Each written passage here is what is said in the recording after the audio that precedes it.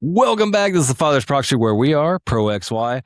We're your hosts. I'm Brian. This is Jamie Z. And today we got a special guest. It is Derek Baker. He is an electrician by trade.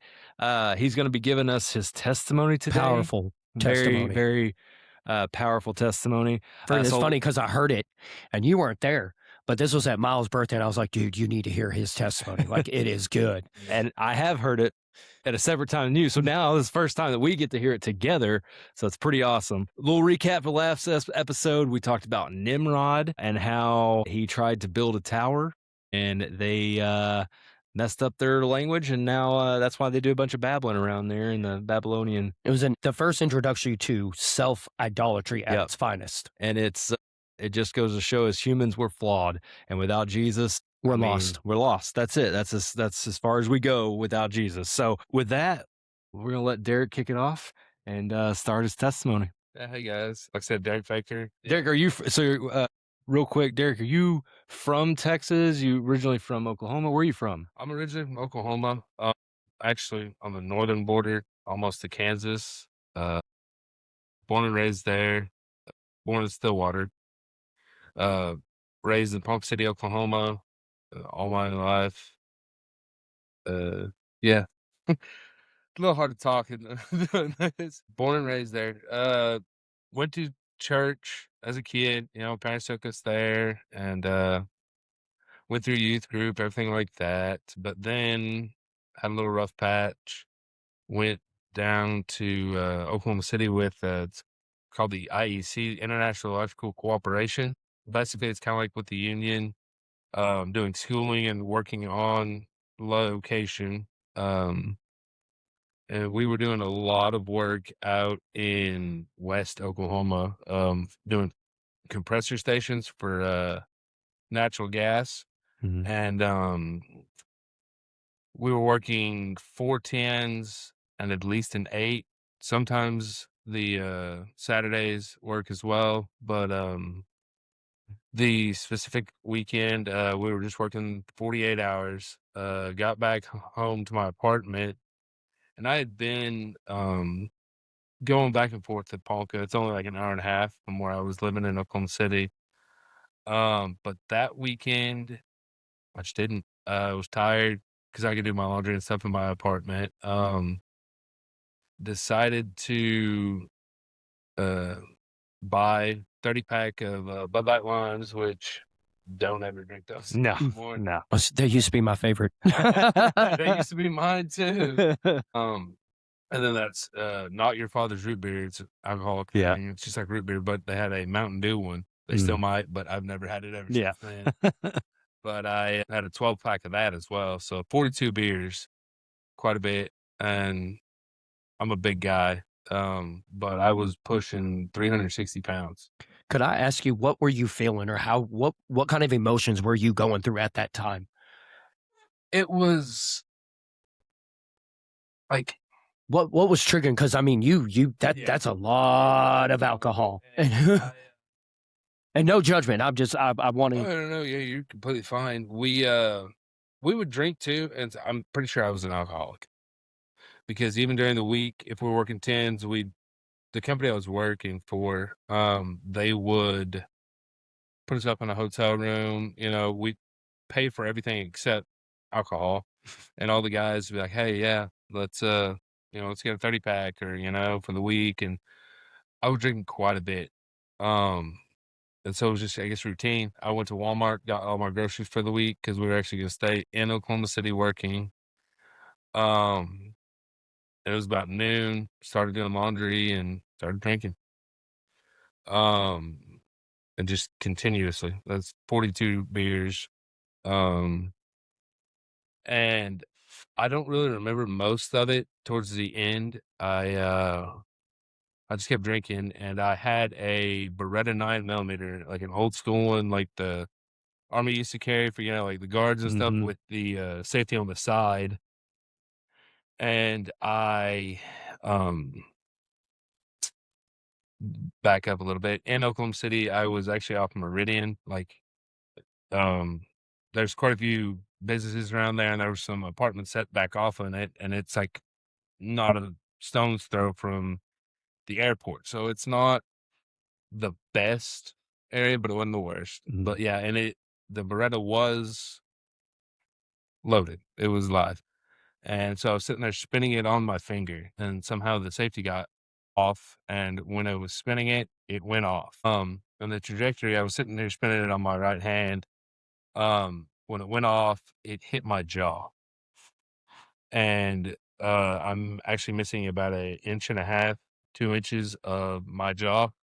They had to put medically induced steel in there, which that's good now, I guess. So metal detectors are a Yeah. problem. Yeah, going through the metal detectors, I have to tell them because I've only been on an airplane 3 or 4 times. Mhm. Because when we were younger, we, drove everywhere, but yeah, I have to tell them, "Hey, I have, medical steel in my jaw," so they're like, "Oh, okay, yeah," and I actually that's not the only metal I have in my brain. I have the bullet was a full metal jacket.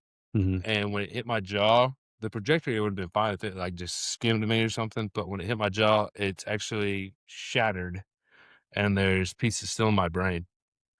I they would have had to have done extremely more damage to take all the pieces out, and they didn't take any, so there is still some of the bullet in my brain. And but yeah, they I was like another little backstory. I was like I said, I raised in the Lutheran church. Went to high school, did youth and everything. Went to actually, I think I was a junior. We went to the National Lutheran gathering in New Orleans, and that was really good. We got to help with Katrina because that was just a couple years before and all that. But yeah, so I was rose, and like I said, I just got off the path. Um, and my accident was God telling me, "Hey, I had 3 conversations with him." The very first one was right as it happened, and they had I was in a actual coma for 9 days. Friend or coworker found you. What? Yeah, he was one of my best friends. How long were you there before he found you? Oh, Before they found me, I don't really know. I think I remember I thought I was moving around just fine, but I was actually crawling in my apartment. I went to use the restroom, I thought, but no, I was this is crawling. after you got shot? This is after I got shot. And so you're crawling around. Yeah, crawling around thinking I was fine, just walking around, didn't think anything about it. Um, but yeah, that apartment, they had to have a kind of like CSI, they come Yeah. in after you they like find everything and then they clean it like a commercial cleaning. Right. They had to have that done. They had to Mm. throw all my I had a nice couch and my bed was just laid with blood. It was everywhere. The only reason well, besides the good Lord above, um, since I was so heavy, it was slowing my blood down. Mm. That is another reason why I was here. But yeah, they found me like this all happened at 2, 3 in the morning. They did not find me. Actually, like I said, my parents or my mother called my best friend, um, and uh he opened the door and did not see me because I was back in my bedroom. But he saw the blood and told my mother, "Hey, there's blood everywhere." And so my mother told him, "Do not go in there. We will get the ambulance and the cops." And they came, and this was about 9 o'clock, 9 p.m. on Sunday. Like I said, I had started drinking Saturday at noon. Wow. They found me and they actually kind of woke me up because somehow I did finally. I remember bits and pieces of it. At one point, I was laying on the floor and I had piles of clothes that I was doing laundry, and I was laying on them, and I had pulled my comforter down over me, and I was just sleeping on that. But somehow I did finally get back into bed, um, and the EMTs found me, and They woke me up, but I thought it was my alarm going Wow. off to think it was 6 a.m. Monday to go to work. But yeah, they, uh, they got me on the gurney, went down, they took me to OU Medical. And like I said, I was in and out, but I was in an actual coma for 9 days. And that was the first time. The 9 days after that, they put me in a medically induced coma for 2 more weeks, so I could actually heal, because I was the only way I can think is the good Lord above that I was still alive, because also in that first 9 days, the first coma, not the medically induced one, God came to me and talked to me and said, "Hey, the path you've been on, it's not the right one. It's not the path I want you on.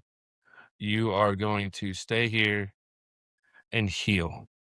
And then after you do your physical therapy," which after the 2 weeks, they woke me up and I did start doing physical therapy and stuff. But he said, "You are going to sow my fields. You are going to go out and bring them to me." And I don't say this often, but I do. I'm an electrician, and the company I work for, or all the companies, 'cause I'm with the union now, if I jump around, I have a couple conversations. I don't just go out there and blast it that, what happened with me, but I do start conversations. And if somebody actually wants to talk about it, we'll talk about it. But yeah, So when you heard God, what I guess how did he speak to you and how did his voice sound like? it was dark, or not dark, low, kind of sounded like a little dark or lower than my grandfather's. Hmm. I was like, "What's going on?" At first, and I didn't actually ever see him because it was very foggy. And I realize now that I probably was up there with him. He did pull me up here for a little bit, said, "Hey, you're gonna sleep for 3 weeks." But that first one, yeah, it was really dark, or keep saying dark, but Yeah. a low voice. Now, when you first heard his voice, did you immediately recognize it as God or like what happened? No, like I said, it was a low voice, and Almost like a whisper? not really. It was like we were just having a conversation. It was like Yeah. me and my grandfather, like, "Hey, what'd you do?" Or "What's going on?" Something like that. Um, So like more of a relational yeah, a type relational conversation. conversation. Okay. Like, because he knew me, which obviously I did. He knew me Yeah. because he was the one who created me. Right. Absolutely. And yeah, it was like, just like now, like we're having a conversation right now. Yeah. That's how it was. So, but when did you recognize it was God? I guess like in the first conversation, Definitely. second. Well, he actually told me. He Oh, said that I'm not done I, with you. yeah, It's like "I'm basically that not done comment. with you. I am, I'm going to, you're going to be fine." And then I realized, said, "God, is this you?" And he said, "Yes." wow. Wow. Wow. Told you it's So powerful, man. did Told you. he say, because I'm intrigued by it, but did he say like I'm Yahweh, I'm God, or he just said He said, am? I am. That's what he said. He said, "I am." Wow. That like it gives me chills. Oh yeah. It gives me chills every time too. Every time I talk about it. So it just makes me think, sorry to cut you off, but John, it was at 8:58, where he says, before Abraham was, I I am. am. He told the Yeah, Pharisees, and then in Moses in Exodus where "Who he, sent you? I am. yeah, The great I am." it's anyway. Go on, Oh go yeah, I on. know that. Then that's what it was. And after that first conversation we had, um, he he would pop in. And when I say pop in, it's like I was dreaming that I was just laying there, and it just like I couldn't really see because it was like really is like a fog. Yeah, Like you're driving down and you can't see, 6 inches in front of you. That's how like it was. And he goes, "Derek, how are you? I said, I'm good, Lord. Thank you. And he said, the second time, they said, you have about a week. And then the last time he goes, you're about to wake up and go sow my fields. So when he was speaking to you, like, were you cognizant of the time? Like, I know you said it's like a fog, but like, were you aware of where were at? Any of that? It was just You weren't feeling like overwhelmed, like being in his presence? I was definitely overwhelmed because I was like, this is the good Lord. I mean, it was just crazy. I guess I like what those little details because what it's kind like, of did you have like a feeling of peace when he was talking to yeah, you that or that was anything like also another that? question I was going to ask. Like, did you feel at peace? I was just at peace. I was like, okay, this is how it should, this is how it should feel. I didn't know time really Mhm. because he said, I'm going to keep you here for, a while. And then when I woke up, it was 3 weeks. Yeah. But yeah, no, I didn't, never have time. Now my parents did say like sometimes, which I kind of have the feeling that every time that he was talking to me, I would move my hand, like showing that, Signs of life. yeah, signs of life, not like, hey, let's, but I think that's what it was. Yeah. So, as far as, like, people in the hospital when they were there, did you talk to anybody from your family, and did they say you were talking or say anything or anything Yeah. like that? They say that, they actually had to put mittens on my hands because I was trying to pull the stuff out of like I had a trachea and Mm. like a liquid like to feed me and Yeah, yeah. stuff. And like I was trying to pull those out and they had to put mittens on my hands and sometimes even like secure me because I was trying to get up and, like I said, back when the paramedics found me, like I said, I thought it was my alarm going off and I thought it was time to go to work. So I was trying to get my phone and, try to get up and they had to push me down basically. Wow. Wow. That's it's just an incredible story to think about. So, as you were walk us through after the 3rd time you spoke, because you did say 3 times, Yeah, right? He spoke 3 to you times. 3 times, which is, if you don't know anything about the Bible, just read it because there's a bunch of 3s in there, and that to me is another just incredible thing that he spoke to you 3 different He's times. symbolic in his own way. He Yes, is, he is. and that's it's awesome to just know that it's all true, it's all real, and we got a living example right here. But so as soon as you come to and like you're back, walk us through like as you're like coming to, like what was the first thoughts in your mind as you like realize where you're at and what's going on? What are the first thoughts going through your head? That was, well, I don't know, actually, like, they stepped me down from I guess, I don't even know what medicine they had me on for the coma, for the medically induced one. I saw my parents, um, and they were ecstatic. But and then I really thought, I need to get up, but I couldn't because with my injury, I had to relearn everything. When I was actually up, they would wheel me around. I kind of started walking, but not really at OU Medical. They had to take me to Jim Thorpe Physical Therapy Hospital in Oklahoma City, and I had to relearn everything: speech, writing, eating, being able to use the restroom, everything. How hard was that being a It's almost like man? you were reborn. Yeah, it really was. But how hard is that being a man that's, pretty independent, you got your own place, you're working, you're doing your own thing, and now you literally have to rely on everyone else and mainly God because he just said you're not going anywhere. Walk us through how that was for you, because I know it's difficult for men to have to say, "Look, I'm not in control," and you went from being in complete control of yourself to like, "I can't control anything." Exactly. That it was a little hard, and especially at first, because even as a man and myself, I can, like I said, I am stubborn. I mean, most guys, guys, we are stubborn. Yeah. In so many ways. I figured, I just wake up and be fine and go start doing go sow the fields. But it wasn't. I had to at first they had my jaw wired shut. So I did have a feeding tube, and it was it was really annoying because I'd be like, "Oh, I'm hungry," but I can't eat, so they'd have to, pump this stuff. I think it was like a protein shake, but after I don't even remember how long, I think a couple weeks or a week, un they un my like it was wired shut, my Yeah. jaw was. They unwired it, and it still looked like I had like braces on basically, but then I could eat semi-hard food, like mashed potatoes, or I got to eat about anything, but they had to blend it. Yeah. Put it in a blender, and, that was actually for a while too.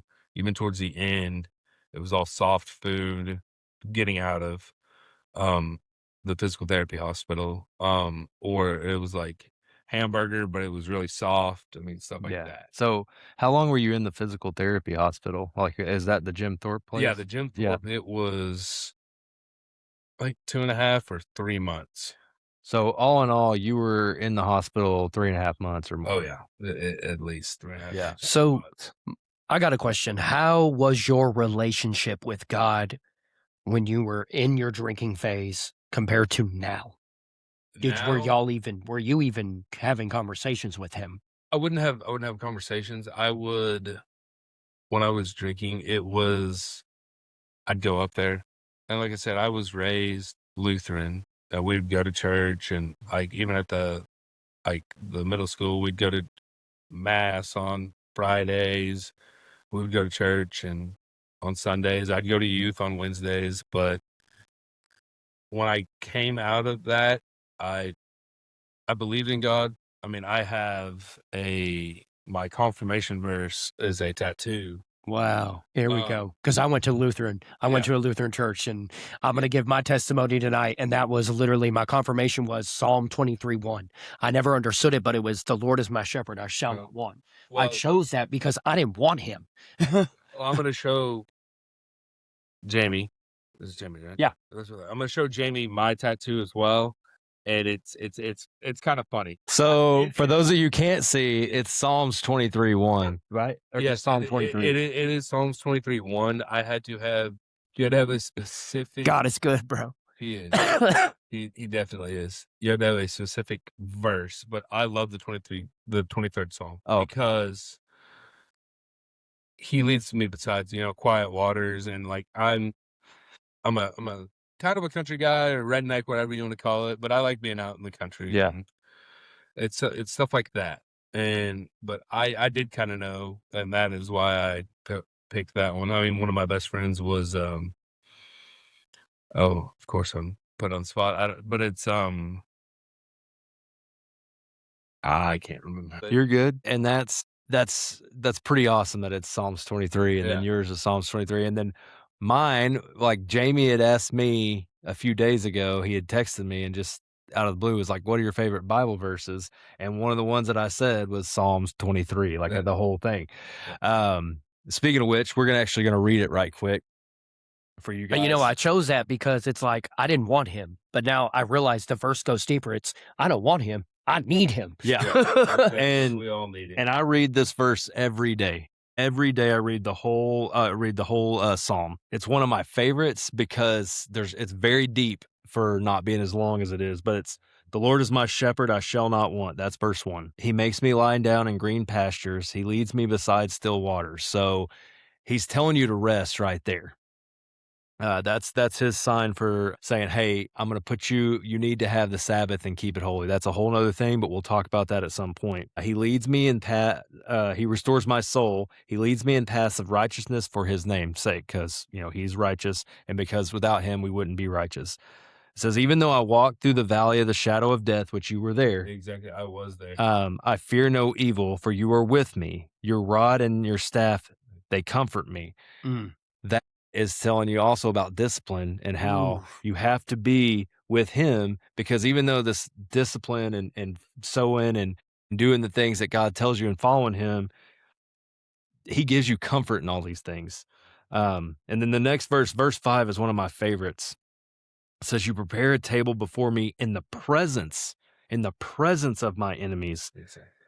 That means like he's not going to take you out of, he's not going to take a harm away from you, but he's going to keep the harm. Like he's not going to put you into a In situation danger, where you're but going to he's get gonna keep the hurt, danger but he is away going to from put you in the areas that are uncomfortable.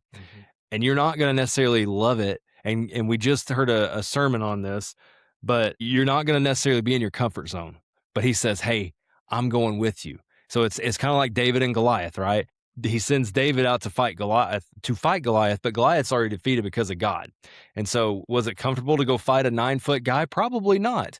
But guess what? I'm with you in the presence of the enemies. And then it says, you anoint my head with oil, my cup overflows. So the anointing of the head, and I've talked about it before, but with sheep, what they would do is the shepherd would take the sheep and then they would pour oil on its head. And the reason they did this is because the flies, which would be like sin in our life, the flies are right there and they're irritating the sheep so bad that it'll drive the sheep mad and they'll bang their head, they'll hurt themselves, if not kill themselves from the sin that's in our life.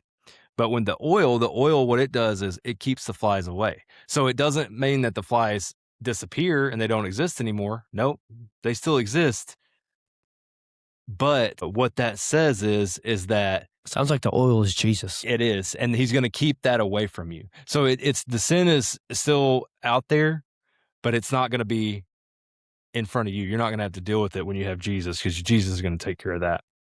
And lastly, it says, surely goodness and mercy shall follow me all the days of my life, and I shall dwell in the house of the Lord forever, because we're promised eternity through him.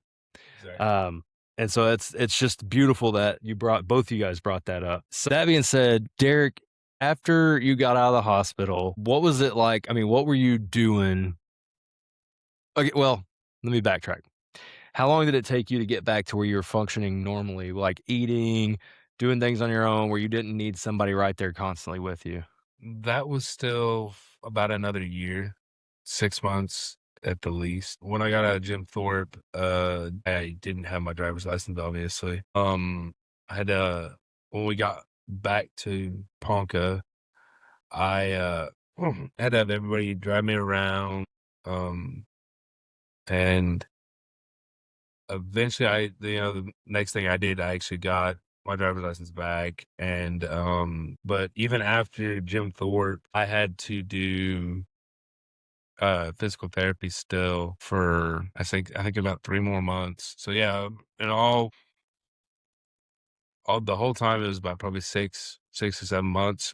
But even after that, I didn't go back to electrical until I actually started I was a teacher's assistant, a football coach in Ponca, Mm. which I love that, to help the little kids there. But I felt God pulling me back into electrical, because I went back to the company that I was with when I got um when I got in the accident. But yeah. And the company, they let me come back, and I was doing the physical therapy, or after that, I mean, sorry. And I went back with them for about 2.5 years. Or yeah, right, yeah, right about 2.5. And they let me go because we were slow, which I understood that. Went back to Ponca and worked some companies there. And I would have conversations with people about, God and stuff like that.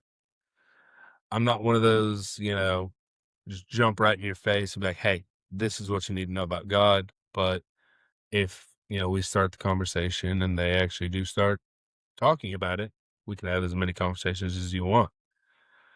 But yeah, then I got in with the union and met my wife, who then we moved actually up to Pennsylvania for a year. And then jump back down here in home, and that's where we're at now. Man, that's pretty incredible. You were Well, basically on death's doorstep. God rescued you, and now it's how do you feel about him now?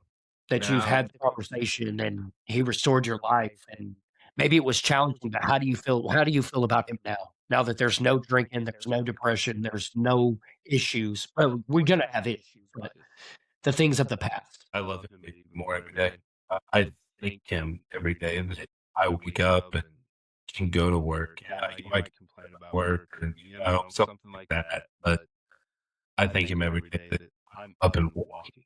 And that's, I mean, just a simple thing is walking, and to be thankful for all the things that we have is, I mean, that's what he calls us to do, but that's what we should be doing because none of this is, it's all a gift that we get from God. So, Derek, thank you for your story. Thank you for telling us about that. Guys, if you are, listening to this, come tell your story. We're reaching out to you. We're challenging you, men, to come tell your story. Reach out to us for Father's Proxy on G or on. Reach out to us Father's Proxy on Facebook, or shoot us an email at the Father's Proxy at gmail.com, and let's hear your story. Because like Eric here, he's being called back to be an electrician, and guess what? There's a lot of guys in the trades. And me, what I think is that God wants you to go into these rough and tough guys that say, I got this. Derek was one of those guys. I got this. I'm going to get back up. I'm going to work, right? I just had half my jaw removed from a 9 millimeter casing, but I'm fine. That's the mentality. But he wasn't fine until he met God, right? Once God took over, he's fine. Because it's God who saved you, right? So I think that's one of the biggest reasons in my thought just listening to you. Again, I don't know. It's God's will. The But- confirmation verse blew my mind. Yeah. I mean, that's all God. Like, No. who orchestrated that? He God. Exactly. So that's the main point. Is God he knows more than what we know. We don't know because I guarantee you. When did this happen to you? Oh, I'm trying to. It's 2026. I was 21. 21, so about 5 years ago.